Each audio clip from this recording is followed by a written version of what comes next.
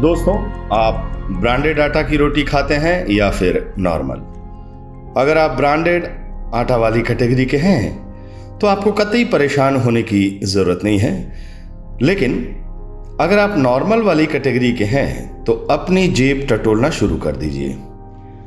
सरकार 18 जुलाई से आपकी रोटी और महंगी कर दी है।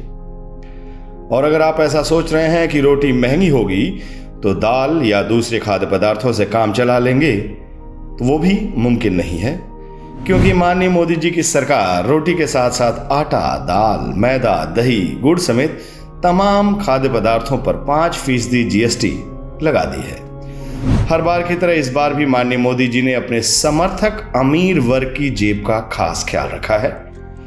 उन्होंने ब्रांडेड खाद्य पदार्थों को 18 जुलाई से लागू होने वाले जीएसटी के हमले से बचा लिया है। केवल अनब्रांडेड, प्री पैकेज्ड और प्री लेबल खाद्य पदार्थों पर 5% जीएसटी लगाने का ऐलान किया। सरकार के आदेश में ये जो दो शब्द अनब्रांडेड, प्री पैकेज्ड और प्री लेबल का यूज किया गया है, ये भी काफी खास है। और इसका असर कहां तक जाएगा, ये समझने से पहले ब्रांडेड और अनब्रांडेड का खेल को समझ लेते हैं। बड़ी कंपनियां और बड़े उद्योगपति ब्रांडेड खाद्य पदार्थ बेचते हैं। छोटे और कुटीर उद्योग चलाने वाले अनब्रांडेड खाद्य पदार्थ बेचते हैं। ब्रांडेड कंपनियों की रोटी अनब्रांडेड कंपनियों की रोटी से काफी महंगी होती है। दरअसल अनब्रांडेड आटा और दूसरे खाद्य पदार्थों का सबसे बड़ा स्रोत हमारा कुटीर उद्योग और छोटे व्यापारी हैं। वो कम दाम और कम लाभ पर काम करते हैं।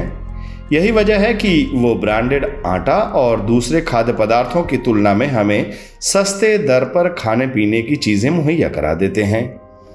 यही बात बड़ी कंपनियों को अखर रही थी। उन्हें यह कतई पसंद नहीं कि उनकी महंगी चीजों को सस्ती चीजों से मुकाबला करना पड़े।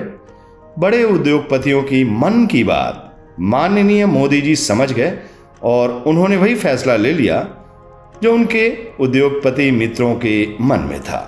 अब आइए देखते हैं कि सरकार के इस फैसले का क्या असर होगा। रोटी और दूसरे खाद्य पदार्थों पर 5% जीएसटी लगाने का पहला असर सीधे सीधे इनकी कीमत पर पड़ेगा। कुटीर उद्योग चलाने वाले और छोटे मध्यम वर्ग के उद्योगपतियों को रॉ मटेरियल पहले से ज्यादा ऊंची कीमत पर खरीदना पड़ेगा। जाहिर है उन्हें अपने बिजनेस बचाने के लिए कीमत में बढ़ोतरी करनी होगी। इस कीमत बढ़ोतरी का सीधा असर आपकी थाली पर पड़ेगा। आपके सामने दो ही विकल्प होंगे, या तो आप 4 के बदले 3 रोटी से काम चलाएं, 2 रोटी से काम चलाएं, या फिर खर्च के दूसरे मदों से कटौती करके महंगी थाली की भरपाई करें। Confederation of all India traders के मुताबिक देश की केवल 15% आबादी ही ब्रांडेड आटा का इस्तेमाल करती है। बाकी 85% जनता सामान्य आटा और अनब्रांडेड खाद्य पदार्थों से काम चलाती है। मतलब सरकार के इस फैसले की मार सीधे सीधे देश की 85% जनता पर पड़ने जा रहा है। मसला यहीं पर खत्म नहीं हो रहा है। सरकार के इस फैसले से बेरोजगारी भी बढ़नी तय है, क्योंकि छोटे उद्योगपति और व्यापारी नई दरों पर बड़े उद्योगपतियों से कतई मुकाबला नहीं कर पाएंगे। ऐसे में उन्हें अपना धंधा, उद्योग सब बंद करना पड़ेगा। अब चलिए मोदी जी की शब्दों की बाजीगरी को भी समझने की कोशिश किया जाए। मोदी जी की सरकार ने 18 जुलाई से 5% जीएसटी लगाने के अपने सरकारी आदेश में अनब्रांडेड, प्री पैकेज्ड और प्री लेबल शब्द का इस्तेमाल किया है। जानकारी में इस तरह के शब्दों का इस्तेमाल पहले कभी नहीं किया गया था। अब सवाल उठ रहा है कि इन शब्दों का दायरे में क्या क्या आएगा।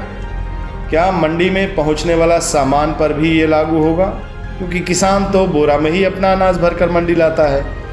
इस लिहाज से वो प्री पैकेज की कैटेगरी में आ जाएगा। अगर ऐसा होता है तो फिर 5% जीएसटी की सीधी मार किसानों पर भी पड़नी तय है। मतलब जो काम सरकार की कृषि कानून लाकर करना चाहती थी, अब वो काम वो जीएसटी के जरिए करेगी। दोस्तों, इस खबर को खत्म करने से पहले एक और बात सुनते चलिए। जिस तरह का खेल ये मोदी सरकार खेल रही है, कुछ दिनों पहले तक ऐसा ही खेल श्रीलंका की राजपक्षे सरकार वहां की जनता के साथ खेल रही थी। श्रीलंका की आज की हालत हमारे सामने है, बाकी आप खुद समझदार हैं।